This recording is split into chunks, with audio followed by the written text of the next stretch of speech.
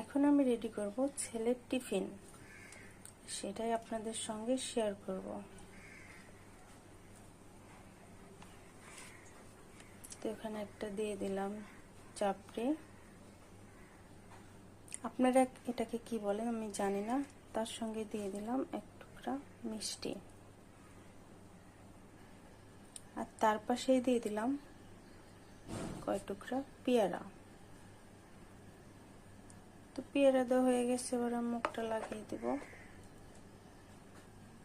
তো ওখানে নুডলসগুলো দিয়ে দিব। মরিচগুলো আমি বেছে নিচ্ছি, কারণ আমার বাচ্চা মরিচ একদমই খেতে পারে না।